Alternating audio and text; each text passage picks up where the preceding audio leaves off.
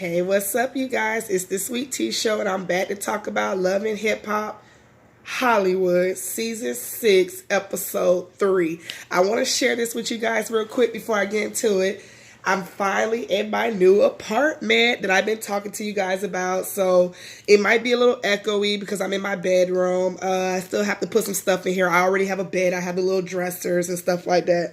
I don't have a TV yet, so unfortunately I'm watching Love and Hip Hop on my phone, which I usually do anyway, but Monday nights I watch it on TV, but internet will be hooked up this week. And yeah, y'all see me sitting on the floor, and I got my covers on. It's cold as hell in my new house, but that's just how I like it. I'd rather be cold in my house than hot as hell in my house, because it be hot as hell outside, and y'all know I'm from Tampa, Florida, where it don't do nothing but be hot. You know, I'm in the fucking heat all day, so. But yeah, I just want to share that with you guys real quick. So yeah, I'm super excited about that. Obviously, I'm in my night clothes, got this scarf on. I do not give a shit. It's just a review. So let's go ahead and get into it. So let's talk about it. So we start the show where we left off last week. Mr. Ray's messy ass party, and in walks in Apple Watts and Lyrica, and immediately Summer Bunny is on defense. So she just starts arguing, and you see Apple Watch said, yeah, I want this bitch to pop off with me and the wife like she did me last week. Let's see if you gonna pop off now. So you got damn, I almost forgot the girl name just that quick. You got Summer Bunny going back and forth with Apple Watts. And then Lyrica said something to her. I don't know what Lyrica said. Lyrica said, yo, what's your deal? Or some shit like that. And next thing you know, she sits up here, tells Lyrica, shut the fuck up. And they go back and forth. And then Princess sits up here, well, what's your issue with her? But in the confessional, Princess was like, Summer Bunny is acting like Lyrica fucked her man. Next thing you know, you got Summer Bunny telling everybody to shut the fuck up. So she yells at Princess, you shut the fuck up, bitch. I'm not talking to you. And because she called Princess a bitch, Princess tries to charge her. Ray J stops her. They escorts Summer Bunny and whoever the white boy was. I don't know, was that her friend or what? But they escort them two out. And everybody's just clapping like, yes, this bitch is out. You know, Yo-Yo's trying to stop them from arguing. Yo-Yo's not here for this. She's not here for this bullshit, which is why I don't want Yo-Yo on this show. You can't make everybody a star, Yo-Yo. You can't take what's that old saying? You can take the bitch out the hood, but you can't take the hood out the bitch. And that's what you get from Apple Watts and Summer Bunny. You can't take the hood out of these two bitches. You can take them out and put them in something luxury, but they're going to still be ghetto as hell. So with that being said, they're separated. Summer Bunny's out there with her friend, wilding to myself, come outside, I run this city, bitches. I'm tired of everybody gagging up on me. Then she starts to cry. And it's like, girl, you're out here fucking people's husbands. Then when somebody confronts your ass, then you want to sit up here and cry. So Yo-Yo comes out there and talks with her. And she just sits up here like, I can't deal with all the ganging up. Everybody fighting her battles, this, that, and the third. So Yo-Yo sits up here and talks with her and asks her, if I can calm Lyrica down, will you be willing to talk to her? So Lyrica's in the bag. Yo-Yo pulls both of them together, and she sits them next to each other. And they both sitting like two girls in detention, honey. And they just... So Yo-Yo lets them know a conversation has to start somewhere. Somebody has to start off a conversation. So Summer Bunny sits up here and says, he just FaceTimes me. That's it. It was just a FaceTime call. So Lyrica said, okay, that's all I need to hear. I don't need to hear no more. Now I'm going to go fuck my man or whatever. And then you got Summer Bunny saying something slick. And then Yo-Yo says, nah, we not doing that. Let's talk as women. Then at one point, Lyrica goes out there, stands up and wait for a car, but then Summer Bunny comes out there and actually tries to talk to her as a woman. She says, Lyrica, I'm sorry for my behalf. I'm sorry what I did, and I would like to explain to you what happened. So Lyrica says what happened, but in the confessional, Lyrica really just want to talk to Summer Bunny and get her side of the story because she knows she can't get her side of the story from her nigga. Because let's all be honest, niggas like to lie. They don't like to tell the whole source, and women, we gonna tell the source. We come with receipts, we come with proof, we come with all that bullshit. So she asked Summer Bunny what was really going on, and Summer Bunny just let it be known, yeah, we had sex multiple times. And Lyrica asked when was this, but she already said multiple times or whatever. Then they go back and forth again. Lyrica says that's her husband, and the girl Summer Bunny sits up here. I just want you to be mad with him, not just me, because I don't owe you no loyalty, which they both agreed to. But obviously, it didn't go no well. Like, she said what she had to say. Then she walked off and talked about Lyrica's lame. But at the end of the day, girl, you lame because you fucking a whole husband. Somebody's own husband at that. So moving on from that, we get this scene with they all talk about Nipsey Hussle. Y'all already know Nipsey Hussle died a few months ago. They talk about how he was shot and killed outside the store he owns. They all had like this big corroborate. They all come together, light up candles, balloons, rest in peace, pay their respect. You got Booby out there saying stuff about him. You got Fizz out there, J Boog, other celebrities. They always say how he was a legend. He was a black Jesus. He come from the hood. He tried to better himself. It was crazy. Yo-Yo was really close to him. And you got what's her name, riding with her, Apple Watts. She was really close to him. So moving on from that scene, your boy Zell Swag is back. And I couldn't be happier. I love me some of Zell Swag. I don't care. Call it what y'all want, but I love me some of that dark chocolate crazy ass man. I don't care. So he's back. He's with his best friend Paris and April. They're out there jogging. Well, not jogging. They're out there climbing the mountain, walking. That's what the hell I need to do. Paris says she wants to lose weight because she been shooting movie scenes, girl. I ain't seen the movies yet. And April is there because she just had 2 babies and she wants to make sure her body's in shape for Fizz. So they also talk about their friendship. Zell talks about how Paris is not just his friend, they're roommates. They have each other back. So they talk about that. Then April shares them how her and Moniece talked last week at the K. Michelle listening party. And she also talks about how Moniece want to go on his tour. Of course, Zell and Paris found it funny. They was like, oh, you should just go on tour with us being funny and cute, talking about some little dance moves. I said, oh, y'all throwing hella shade.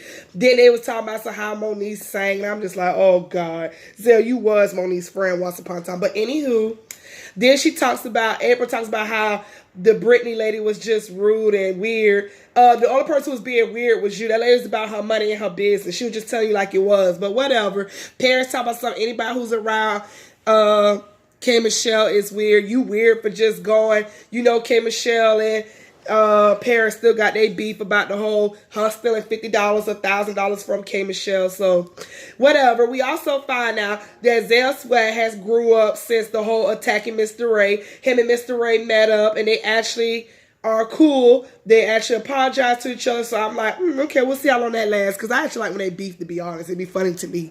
But anywho, that's not here or there. So moving on from that scene, who did we get next? Oh, they introduced us to this new, how can I say it? This new cast member. There we go. They introduced us to this new cast member, Mickey Monday. Now, even though, don't take this the wrong way, y'all. Even though I'm not attracted to white guys like that, nothing wrong with it. It just, they don't really necessarily do it for me. Mickey Monday is something special, okay? He had the chest, he had the tattoos, he had that open jacket, baby, for his confessional, and he had the long hair, and oh my God. Back then, when I started liking guys, I loved me a Spanish guy with long curly hair. It was just something about those types that did something to me. And that's what Mickey Monday gives me. He gives me one of those guys that's kind of mixed with Spanish and just got the long curly hair, and it's like, ooh, but now I'm not on that no more. I'm all about the dark chocolate, and that's what my man is, dark chocolate. But anyway, no, despite that, no, Monday Mickey, he's actually nice looking. He preserves himself as a rapper, and he's doing a show for Yo-Yo, and of course Apple Watts is there to support him. She knows him, they go way back, they're cool or whatever. And who is there with Yo-Yo to judge his talent? None other than Corrupt. Y'all know he's an old school legend in some degree. So they talk about it, and of course right off the bat, they judge him because the way he's dressed, because of the pants, the shoes, the long hair. They sit up here talking about, oh, you're trying to rap about hip hop, but you're giving us rock, like rock and roll. And I'm just like, how? He doesn't give me rock and roll. He's not giving me that look, but whatever. But Mickey Monday says he been picked on all his life. Everybody says he's different. So basically, he's saying he had the whole, what's that movie called? Malibu. Basically, he has the Malibu life. How everybody thought the white boy was not hood, and he said that he is who he said he is. And that's what he claimed he is. And so I hear Apple Watts. Apple Watts was telling them, well, you know, music don't have no color on it. But he perceives himself as a hip hop, and that's that. Those two move on and walk off. Mickey Monday and Corrupt walks off, leaving Apple Watts and Yo-Yo to talk. And Yo-Yo asked her, what is this all about with you and Summer Bunny? So Apple Watts says, I'm sick of her mouth. She just got a mouth on her. She very disrespectful. She one of those people that's chasing clout while I'm over here trying to get a bag. She better stop popping off on me. I can smell the dick on her breath when she talks. And Yo-Yo says, oh my God. But Yo-Yo lets her know you cannot do this. If you want to make it in the industry, you cannot be making everybody's business your business and always popping off. Then Yo-Yo talks about in her confessional back then when female rappers had a problem with each other. They did a diss track and they talked about it and move on. This generation, everybody wants to fight and they don't have to come down to that. Everybody wants to prove how tough they are. It don't have to be like that. So I was here for Yo-Yo to tell Apple Watts that, and plus that Apple Watts, you do need to calm down just a little bit. Like, you ain't gotta be cool with the girl. Like, trust me, I don't like side bitches either. I don't like home wrecking hoes either. However, I ain't gonna be going that hard for somebody else's relationship just for them to get back with the nigga or whatever. Now, I'm not saying Lyrica is back with A1, word on the streets, and she dating Floyd Mayweather, but I'm just saying, you can't do stuff like that. Like, look at Love and Hip Hop Atlanta. Everybody went hard for Rashida. You know, everybody fighting Jasmine, but Rashida right back with Kurt, living it up. So it's like, you can't do stuff like that. Worry about you and your business. You're trying to come up, as you say. You can't be coming up fighting side bitches that has nothing to do with you. As long as the bitch ain't fighting, fucking your man, you don't need to be worrying about who the fuck these side bitches are fucking. So moving on from that, we talk about, we see, what's his name? Fizz and J Book. They're having a whole interview with Jock. And I'm not even finna get into it because I really didn't care, to be honest. You know, I saw enough of Jock last season. But they did talk about why, what's his name? Raz stormed off the stage. I didn't really care because I didn't go to the Millennium Tour. Like I told y'all, I saw Bobby Valentino after party, and that's what I went to. I really don't care about the Millennium Tour, to be honest. And the fact they keep showing them just J Boog and Fizz, we don't even see Omarion on stage. They don't even blur his face or nothing. So I really don't care. So moving on from that, we get this next scene with Jason Lee, April, and Yo-Yo. They all talk about the Nipsey and how he was a legend, how he meant everything to them.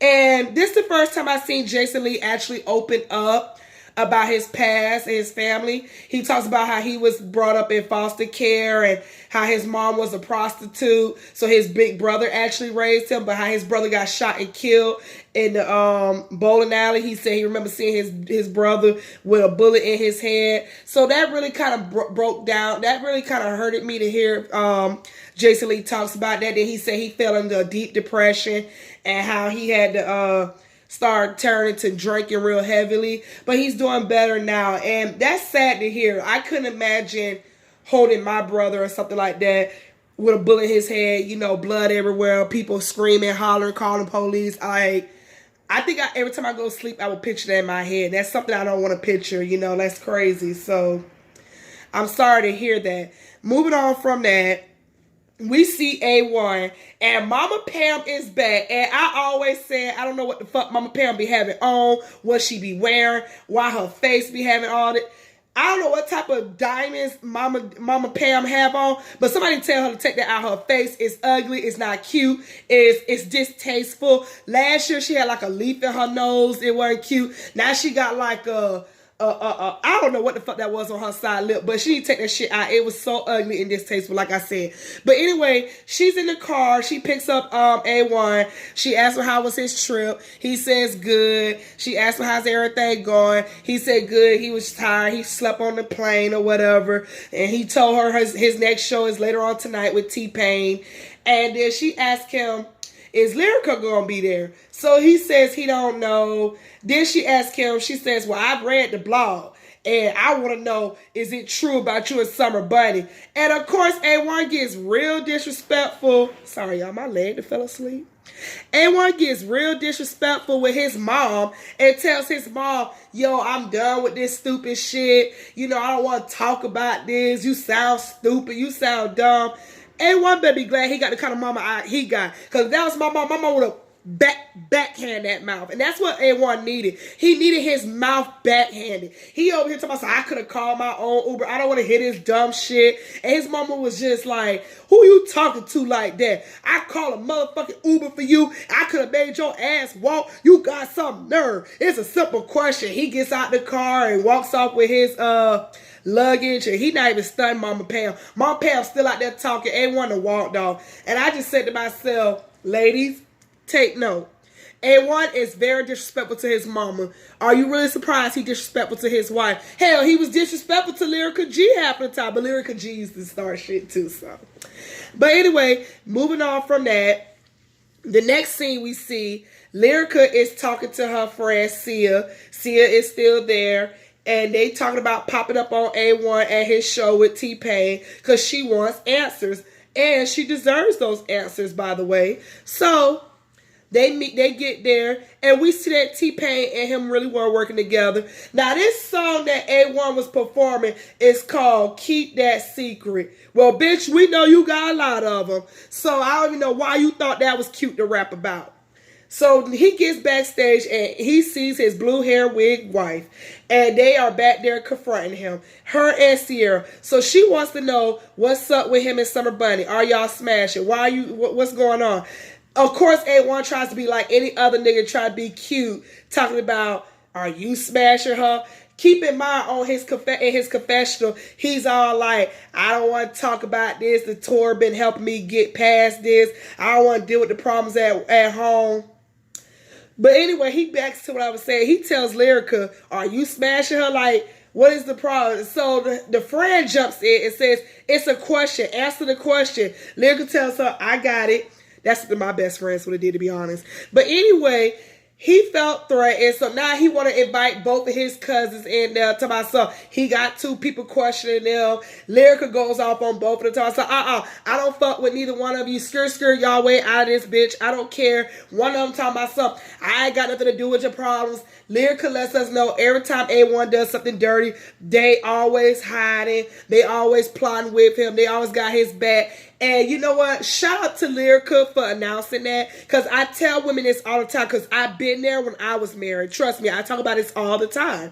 Men, you cannot be friends with their homeboys, their cousins, their mama. You cannot. Because let me tell you, when that person go and do dirt, they kin people, they homeboys is going to be on their side. They all going to smile in your face. Yes, they all going to laugh with you. Yes, they all going to eat that plate of food that you cook on Sundays for them. Yes, but when they homeboys / kinfolk is doing dirt, they're doing dirt right along with them. And they're going to hide it from you all the time. That's why I don't be friends with my boyfriend nigga. Like right now, my baby can tell you right now, I've been with him for 3 years. I ain't friends with none of his homeboys, and I ain't trying to be friends with none of his homeboys. I ain't trying to meet them like that. Because the moment he fucks up, and I'm not saying he does, but I'm just saying the moment if he tries to fuck up, I already know they're going to have his back. So I don't even put myself in that predicament. At the end of the day, I have my shoulders. I have me, myself, and I and my kids. So that's how I look at it. And Lyrica sitting up here crying, talking about some,